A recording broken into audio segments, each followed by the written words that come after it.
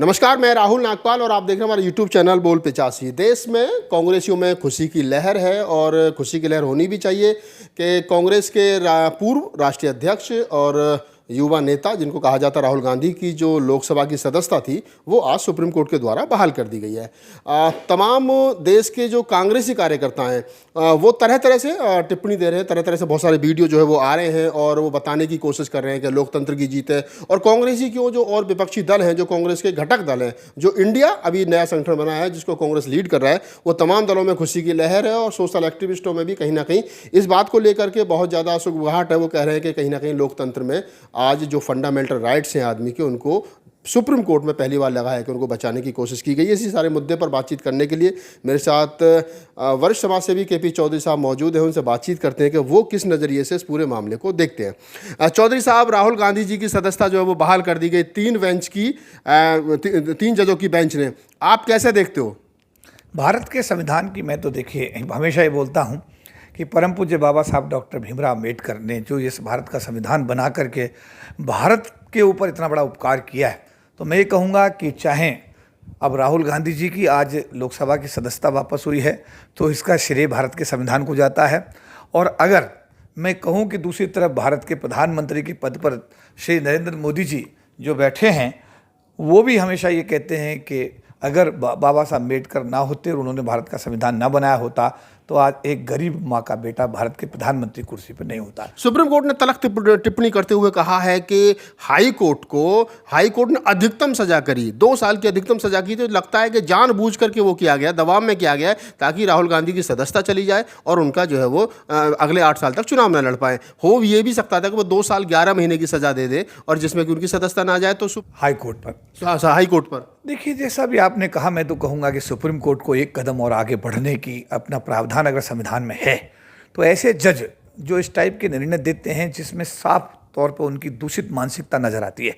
एक निर्णय नहीं है, इस देश के अंदर जो जुडिशरी का स्तर भी इतना गिरा है। अब देखिए, ज्ञान व्यापी का इशू है। संविधान का जिस दिन देश आज़ाद हुआ था उस दिन ये था कि जो भी धार्मिक स्मारक जिस पोजीशन में है वो उस पोजीशन में भी रहेंगे। उसके बाद भी आज हाई कोर्ट ने का जो निर्णय आज देखा गया कि उसको कहा गया है कि नहीं, इसका सर्वे कराया जाए।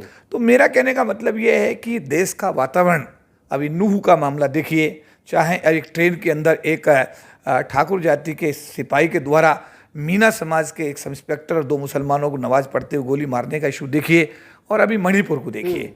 ये सारा देखिए, अगर कुछ राजनेता ये सोचते हैं कि राजनीति अगर लोगों की लाश पर ही मतलब होकर के उनको गुजरना है और तभी उनको सफलता मिलती है, तो मुझे लगता है कि ये राजनीति पर एक कलंक होना चाहिए मेरे हिसाब से। राजनीति क्या है? एक समाज सेवा होनी चाहिए। हम लोग क्या हैं, जो भी प्रधानमंत्री हैं या जो भी राष्ट्रपति हैं, जो भी सरकार के मंत्री हैं, जो भी आईएएस हैं, सब संविधान की शपथ लेते हैं और कहते हैं कि मैं संविधान के अनुसार आचरण करूंगा, और वो सही मानों में देश की जनता के नौकर होते हैं, जैसा कि विदेशों में देखा जा रहा है। लेकिन यहाँ जिस टाइप का वातावरण बनाने की कोशिश की जा रही है, राष्ट्रहित तो एक तरफ है, लेकिन क्या है कि जो व्यक्तिगत हित हैं और जो अपने जो पार्टी के हित हैं उनको हर कीमत पर अंजाम देने की जो कोशिश हो रही है, उससे देश का माहौल, मैं कह रहा हूँ, दूषित हो रहा है। और मैं चाहूँगा कि जो लोगों के ऊपर देश चलाने की जिम्मेदारी है वो भारत को प्यार करें, भारत के आम आदमी से प्यार करें, भारत की मूल भावना को समझें, भारत के संविधान की मूल भावना के अनुसार आचरण करें। और अगर ऐसा करेंगे तो उनका एक इतिहास होगा जब वो पद से हटेंगे। देखिए, इतिहास गवाह है कि पद से सब लोगों को हटना पड़ा है, हर आदमी पद पर हमेशा रहा ही नहीं है। जब पद से हटे तो उस गरिमा पद की, जो जिससे आप मनमोहन सिंह जी की बात करें तो 10 साल प्रधानमंत्री रहने के बाद आज भी जो मान और सम्मान मनमोहन सिंह जी का है इस देश के अंदर, मुझे लाल बहादुर शास्त्री का जो मान सम्मान है, ये वो शख्सियत हैं जो प्रधानमंत्री के पद को सुशोभित किया। लेकिन इन लोगों का विशेष सम्मान है कि इन्होंने पद की गरिमा को कभी गिरने नहीं दिया। तो आप ये कह रहे हैं कहीं ना कहीं कि प्रधानमंत्री नरेंद्र मोदी ने, अमित शाह ने और जो लोग जो संवैधानिक पदों पर लोग बैठे हैं, उन्होंने कहीं ना कहीं कानून का और तमाम जो सिस्टम है, मशीनरी, उनका दुरुपयोग करते हुए राहुल गांधी वाला मामला हो या और अन्य मामलों, उनको कहीं ना कहीं एक तरीके से दबाने को और अपने तरीके से प्रयोग करने का कोशिश की है। देखिए, मैं इसलिए नहीं कह सकता क्योंकि ये निर्णय हाई कोर्ट का था पहले वाला, उससे पहले लोअर कोर्ट का था। तो उसमें ना तो मतलब गृह मंत्री का कोई सीधा इन्वॉल्वमेंट माना जा सकता है, ना प्रधानमंत्री जी का उसमें कोई इन्वॉल्वमेंट माना जा सकता है। जो आपने कहा कि कुछ प्रत्यक्ष और अप्रत्यक्ष की जो आपने बात कही, उस किसी संभावना से इनकार नहीं किया जा सकता। लेकिन क्योंकि निर्णय हाईकोर्ट का और लोअर कोर्ट का, डिस्ट्रिक्ट सेशन कोर्ट का डिसीजन था, इसलिए ये तो न्यायपालिका का निर्णय था, जिसको आज उच्चतम जो हमारा न्यायालय है यानी हाई सुप्रीम कोर्ट है, उसने आज उसको टर्न डाउन करके जो तलखी टिप्पणियां की हैं उससे हाई कोर्ट्स और लोअर कोर्ट्स को सीख लेनी चाहिए और अपने निर्णय देते समय राष्ट्र हित को, देश हित को उन्हें सर्वोपरि मान करके अपने निर्णय देने की कोशिश करनी चाहिए। लोग कह रहे हैं कि पहले वाला जो फैसला था, जो गुजरात हाई कोर्ट का फैसला था, लोअर कोर्ट का फैसला था, वो दबाव में था, वो कहीं ना कहीं सरकार के इशारे पर था कि राहुल गांधी की सदस्यता खत्म की जाए और अधिकतम सजा दी जाए, जिससे कि वो अगले 8 साल तक चुनाव भी न लड़ सकें। तो अब जो फैसला आया, इससे कांग्रेसियों में बहुत ज़्यादा उत्साह है और कह रहे हैं कि ये फैसला जो संवैधानिक है और ये फैसला सही है। तो ये माना जाए कि जुडिशरी भी कहीं ना कहीं राजनेताओं के दबाव में काम कर रही है। देखिए, मेरा कहना ये, हम इसको कांग्रेस की दृष्टि से या और दूसरे दृष्टि से ना देखें। हम ये मानते हैं कि राहुल गांधी भारत के नागरिक हैं और भारत की एक लोकसभा के वो सम्मानित सदस्य चुनकर आए थे और जिस तरीके से उनकी सदस्यता पर, जिस तरीके से तीव्र गति से उनका मकान खाली कराया गया, जिस तरीके से इमीडिएट उनका इस्तीफा स्वीकार किया गया, देखिए वो पीड़ा की बात तो है। और ये बात समझनी चाहिए कि आज अगर एक पार्टी पावर में है तो उससे पहले जो जिस राहुल गांधी इस पार्टी से बिलोंग करते हैं वो भी 70 साल के आसपास पावर में रही है और देश में लोकतंत्र, प्रजातंत्र है। आने वाले समय में हो सकता है वही पार्टी पावर में आ जाए।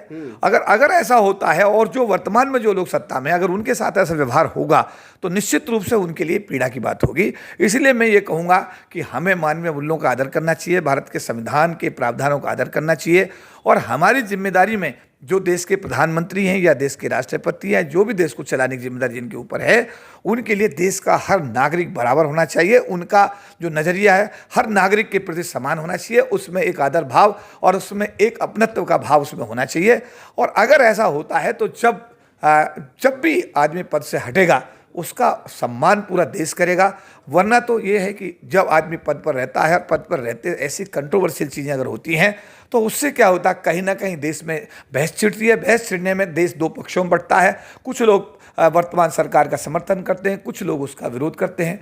ऐसी सिचुएशन के अंदर हम चाहेंगे कि जो लोग देश को चलाने की जिम्मेदारी जिनके कंधों पर है वो इन सब चीज़ों से बचें। और सुप्रीम कोर्ट का जो ये आज का निर्णय है ये कुछ ना कुछ संदेश तो देता है। जो अभी आपने जितने सवाल किए हैं ये कहीं ना कहीं संदेश तो देता है। इसमें कहीं ना कहीं ये इसको सीधा सीधा नहीं लिया जा सकता। इसमें बहुत बड़े बड़े संदेश देश के लिए, सरकार को संदेश है। नहीं, मैं कहूँगा कि जो लोग भी इस मामले में इन्वॉल्व थे सभी लोगों को संदेश है और मैं ये चाहूँगा कि भविष्य में इस संदेश को गंभीरता से लेने की आवश्यकता है और राष्ट्र हित में काम करने की जरूरत है। सुप्रीम कोर्ट ने एक और तलख टिप्पणी करते हुए कहा है कि ये राहुल गांधी का ही अपमान नहीं है या राहुल गांधी का ही व्यक्तिगत नहीं है, ये उन लोगों का भी अपमान है लोकतंत्र में। वाडनार के लोगों का भी अपमान है, उस लोकसभा के भी लोगों का अपमान है जिन लाखों लोगों ने वोट देकर के राहुल गांधी को विजयी बनाया था। तो ये उनका भी कहीं ना कहीं अपमान है। तो सुप्रीम कोर्ट मतलब काफ़ी लंबे समय के बाद में इतना, मतलब एक तरीके से कहें कि अपने, मतलब सुप्रीम कोर्ट की जो ये टिप्पणियाँ हैं कहीं ना कहीं सरकार पर सीधा सीधा निशाना। सुप्रीम कोर्ट का जो ये है वो वहाँ का जो अपना जो गुजरात का हाई कोर्ट है उसके जजों को घेरने की कोशिश की गई है इसमें। देखिए, सुप्रीम कोर्ट के निर्णय के बाद तो किसी को टीका टिप्पणी करने का नागपाल जी को अधिकार होता ही नहीं है। सुप्रीम कोर्ट तो सुप्रीम कोर्ट है। जब उन्होंने कोई निर्णय दे दिया, 3 बेंच की अगर मान लिया जजों ने ये निर्णय दिया है तो ये बड़ा महत्वपूर्ण और बड़ा ऐतिहासिक निर्णय है। और अगर सुप्रीम कोर्ट ने हाई कोर्ट्स और लोअर कोर्ट्स के डिसीजन पर तलखी टिप्पणी की है और ये भी कहा है कि ये केरल की जिस लोकसभा से राहुल गांधी सांसद बनकर आए थे ये उन लोगों का भी अपमान हुआ है, तो सुप्रीम कोर्ट की जो टिप्पणी है ये कोई ना कोई गंभीर संदेश देती है। और फिर मैं एक बात कहूँगा कि देश हमारा है, हम सबका है। आज कोई प्रधानमंत्री है, कल कोई प्रधानमंत्री था, कल कोई और बनेगा, लेकिन देश रहना चाहिए। देश में देश प्रेम होना चाहिए, देश में भाईचारा आपसदारी रहनी चाहिए, देश में जातिगत आधार धर्म के आधार पर उन्माद नहीं होने चाहिए, देश में मणिपुर नहीं होना चाहिए, मणिपुर जलना नहीं चाहिए, देश के अंदर जो है नूह नहीं होना चाहिए। अगर ये चीज़ें देश में होंगी तो देश का सौहार्द बिगड़ेगा और मुझे लगता है कि आने वाले दिनों में खाई इतनी बड़ी हो जाएगी कि इस देश के अंदर रहने वाले लोगों के अंदर ही भाईचारा अगर ख़त्म होगा, उनके अंदर आपसदारी ख़त्म होगी तो ये राष्ट्र के लिए एक बहुत ही गंभीर चुनौती होगी। तो मैं यही कहूँगा कि जो लोग सरकार चला रहे हैं वो ये मान के चलें कि वो स्थायी नहीं है। आज वो हैं, कल नहीं रहेंगे, क्योंकि ये सच है कि जो लोग कल थे वो आज नहीं हैं और जो आज हैं वो कल नहीं रहेंगे। लेकिन मैं उनको यही निवेदन करूंगा कि वो अपने राष्ट्र हित को सर्वोपरि रख करके अपना निर्णय लें, और पूरे देश की जनता, उनकी जनता है, वो पूरे देश के मतलब ये है कि देश के एक एक व्यक्ति के हितों को संरक्षित करने की जिम्मेदारी उनकी है। और अगर वो ऐसा राजधर्म का पालन, जैसा अटल बिहारी वाजपेयी साहब ने कहा था कि राजधर्म का पालन करना पहली आवश्यकता है, अगर हमारे जो भी आज शासन अध्यक्ष हैं, जो देश को चलाने की जिम्मेदारी जिनके कंधों पे है, वो राजधर्म का पालन करते हुए देश के हर नागरिक के लिए निर्णय लेंगे, देश के हर नागरिक को प्यार करेंगे, देश में भाईचारा जो आपसी मतलब प्यार है उसको बढ़ाने की दिशा में पहल होगी, तो देश का हर नागरिक इस देश में खुशी से रहेगा और देश की उन्नति के लिए पूरी ईमानदारी के साथ और पूरी निष्ठा के साथ काम करेगा, देश विकास करेगा, देश हमारा जो है एक विश्व शक्ति के रूप में उभरेगा। तो आप थे केपी चौधरी, और जैसा मैंने उनके परिचय में बताया कि सोशल एक्टिविस्ट हैं, बहुजन मूवमेंट पे काम करते हैं, देश विदेश में चौधरी साहब का अपना एक नाम है। और मैंने उनसे बातचीत इसलिए की क्योंकि एक राजनीतिक पार्टी के राष्ट्रीय महासचिव भी हैं, तो एक राजनीतिक पार्टी के राष्ट्रीय महासचिव होने के नाते वो किस नज़रिए से इस पूरे मामले को देखते हो, जिस विस्तार से उन्होंने सारी बातों पर मुखर होकर के अपनी बात रखी है, तो ये बात तो तय है कि राहुल गांधी की सदस्यता बहाल होना और उनको फिर वापस लोकसभा में आना और उन पर जो चुनाव लड़ने की जो रोक लगी थी उसको हटा देना, कहीं ना कहीं देश में कांग्रेसी और जो लोकतंत्र में विश्वास रखते हैं उन लोगों में खुशी की लहर है।